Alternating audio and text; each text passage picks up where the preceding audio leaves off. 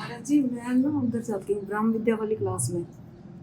तो हमारे गुरुदेव हमें वही मतलब ये बताते हैं भी सर्वत्र मतलब ईश्वर का भान करो। सर्वत्र वही ईश्वर है, वही हर प्राणी पदार्थ व्यक्ति वस्तु जैसे आप बताते हो मतलब वही की वही विद्या है। और मतलब गुरुदेव के चरणों में भी बहुत मतलब प्रेम है, अनन्य प्रेम होता है जैसे।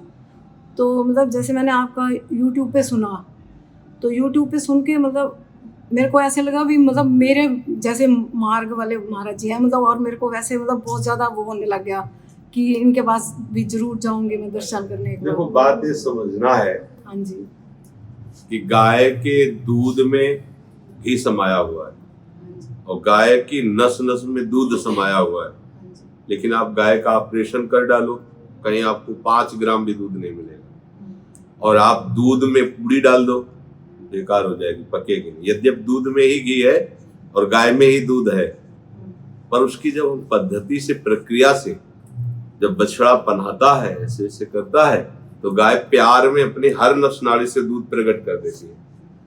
और उस दूध को जब हम दही जमाते हैं, उसको मथते हैं, मक्खन निकलता है, फिर उससे घी निकलता है। ऐसे ही ईश्वर सर्वत्र व्याप्त है। अब उसके लिए उपासना चाहिए। अगर कोई ऐसे कि केवल इतने से तो नहीं बनेगा, आप देख लो ना, करके देख लो, नहीं बनेगा। अनुकूलता प्रतिकूलता राग द्वेष सब जीव की त्यों बने रहेंगे। केवल रट्टू तोता की तरह हम बोलते रहेंगे कि ईश्वर हर वस्तु व्यक्ति स्थान के रूप में। अगर ये बात समझ में आ जाए तो सिद्ध हो गया ना। इसी को तो भगवान कहते हैं समात्मा सुदुर्लभा बहु नाम जन्म नामन्ते ज्ञानवान माम प्रपद्यते वासुदेवाश्रमित समात्मा सुदुर्लभा। सर्वत्र भगवान वासुदेव है, ऐसा जिसको भाव स्थित हो गया वो सिद्ध भाव। अब हम क्या करें, जैसे मेहंदी के पात में रेसे रेसे में लालिमा है, पर आप मेहंदी का पत्ता फाड़ के देखो कहीं लाली नहीं। उसकी प्रक्रिया है, उसको पीसो, उसको लगाओ, फिर धो तो बिल्कुल लाल लाल हो जाएगा। ऐसे ही परमात्मा सर्वत्र है और उसके लिए उपासना पद्धति रखी गई है। बिना उपासना पद्धति के आप उसको अनुभव नहीं कर सकते। जैसे दूध में ही घी है पर दूध में पूरी नहीं पका सकते, ऐसे ही परमात्मा सर्वत्र है, फिर भी आप नरक जा रहे हो, फिर भी आप दुर्गति को प्राप्त हो रहे हो, फिर भी आप नाना प्रकार की जलनों को सह रहे हो। क्यों? वो तो हृदय में बैठा, कहीं दूसरी जगह थोड़ी। अब उसके लिए हमें प्रक्रिया चाहिए। उसी प्रक्रिया के लिए हम संतों का आश्रय लेते हैं। अब हमको जिस प्रक्रिया में चलने के लिए प्रभु ने संकेत किया, बस उसी प्रक्रिया को पकड़ लेना चाहिए, आगे बढ़ जाना चाहिए। जैसे हम आपको बात बता रहे हैं, आपको लग रहा है मेरे मन की बात मिल रही है, इसका मतलब आपके लिए ये प्रक्रिया है। सब उन्हीं की है, सब उन्हीं की है, लेकिन आपके लिए ये है।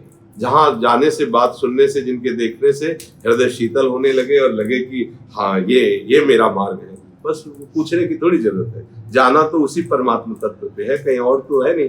पर बिना प्रक्रिया के नहीं, केवल आप ये बैठ जाओ कि हम ध्यान कर रहे हैं, कुछ नहीं ध्यान में आएगा, करके देख लो, केवल नाटक होगा, ऐसे बैठने थोड़ी बने।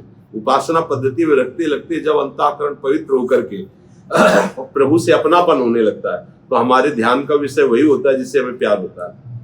जैसे अभी हमारा प्यार का विषय शरीर है, संसार है, भोग है, तो आंख मूंदो तो यही सब है, अंधेरा छाया मिलेगा और थोड़ी कुछ मिलेगा। वो अलग अलग सब पद्धतियां हैं। भाई एसी रूम है, पैसा इतना जमा करो, ध्यान में बैठो। वो क्या ध्यान में बैठे विषयी आदमी, जीवन भर संकल्प विकल्प विषय कर वो ध्यान करेगा? थोड़ी देर आनंद से वो बैठा है एसी में, बस इसी बात के पैसे हैं। ध्यान के लिए पहले साधन में लगो, खूब नाम जप करो, संयम नियम से रहो, पवित्र रहो, तब तुम्हारा धीरे धीरे धीरे धीरे हृदय एकाग्र हो, तब उसका ध्यान, उसकी कृपा से उसका ध्यान होता है।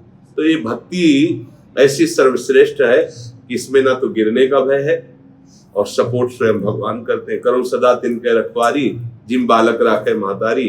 भगवान रक्षा करते हैं और भगवान के शरण में होकर जीव सहज से पार हो जाता है।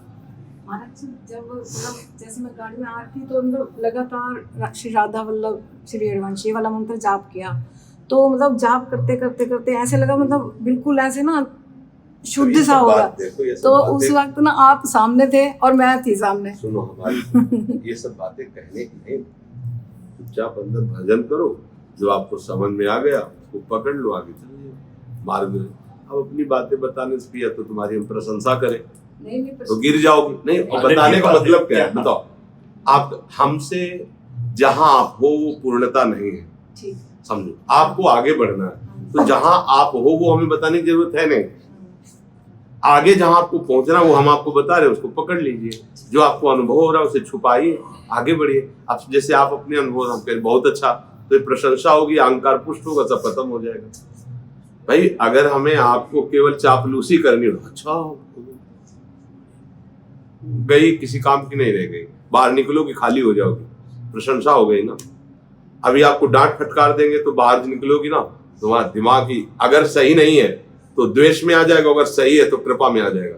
कितनी कृपा है, सही मार्ग मुझे मिला, आज मुझे कोई डांटने वाला मिला, आज मेरे ऊपर कोई शासन करने, अरे मन अब तू कर ले उद्दंडता, मेरी समझ में आ गया, महावत मिल गया है जो अंकुश रख के तुझे लाइन में लगा देगा। बस ये बात है। संतों का क्या संग का मतलब है, मन रूपी मत वाले हाथी पर सवार होकर के अंकुश के द्वारा अपने शिष्य के मन को भगवान के चरणों में पहुंचा दे। बस शिष्य बने तब ना। देखो शिष्य का मतलब क्या होता है, शांत रहे। शिष्य का मतलब क्या होता है, मन वचन कर्म से हम आपकी आज्ञा का पालन करेंगे। कंठी बंधवा लिया, आज्ञा का पालन नहीं तो शिष्य नहीं है। गुरु मंत्र ले लिया, कंठी बंधवा ली, शिष्य नहीं है। आपने कुछ नहीं किया, लेकिन मन से निश्चय कर लिया कि ये जब बाहरी क्रियाएं होंगी जब होंगी, लेकिन आज से मैं आपको अपना भगवत मार्ग का गुरु मानता हूं और आपकी आज्ञा का अक्षर साहब। उसको पता चलने लगेगा कि गुरु जी हम पर कृपालु हैं, अपने आप अनुभव होने लगेगा। और 10 वर्ष आप कंठी बंधवाए घूमो, कुछ नहीं होना है, क्योंकि आज्ञा पालन तो है ही नहीं ना। तो इसलिए सावधानी पूर्वक संतों की बात मानना ही उनको गुरु मानना है। अगर उनकी बात नहीं माने तो कोई सांसारिक संबंध थोड़ी कि भाई कंठी तिलक लगा लिया, अब हमारे गुरु हैं तो बाहरी शरीर में लगा लिया और आचरण बुरे कर रहे, उनकी आज्ञा पालन, तो एक नाटक ही तो हो गया ना, नाटक ही हो गया। तो इसलिए नाटक न करके सच्ची भक्ति में चले, और अभी आपको कुछ प्राप्त नहीं है। अगर आप ऐसा मान लेंगे कि कुछ है तो कुछ नहीं रह जाएगा। बड़े बड़े संत जो खूब भजन किए वो भी अपने जीवन में यही अनुभव किए कि अभी वो नहीं मिला जो मिलना चाहिए। प्रभु गले लगे फिर भी हर वैष्णव के चरण पकड़ रहे हैं कि मुझे श्री कृष्ण प्रेम प्राप्त हो जाए। ये मार्ग अपार समुद्र है भगवान, अथाह समुद्र है। चुल्लू में हम फूल जाएंगे तो अपार समुद्र का अवगाहन कैसे करेंगे।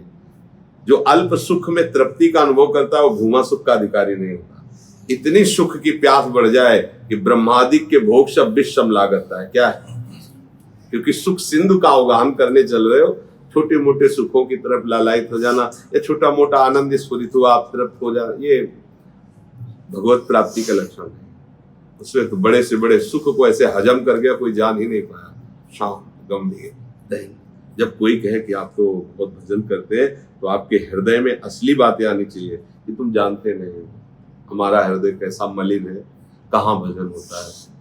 अगर कहीं कुछ तो गुरुदेव की कृपा है, संतों की कृपा है, हम तो अधम जीव। अंदर से आना चाहिए, वाणी से तो बनावटी हो जाएगा, अंदर से बात आ, भले मत बोलो लेकिन अंदर तुम्हारे तुरंत बैठ जाएगा। तुम नहीं जानते हो हमें, हमारे अंदर कितने विकार हैं, और अगर कुछ भजन है तो गुरुदेव की कृपा है, हमारे ठाकुर की कृपा है। ये मार्ग ऐसे चला जाता है।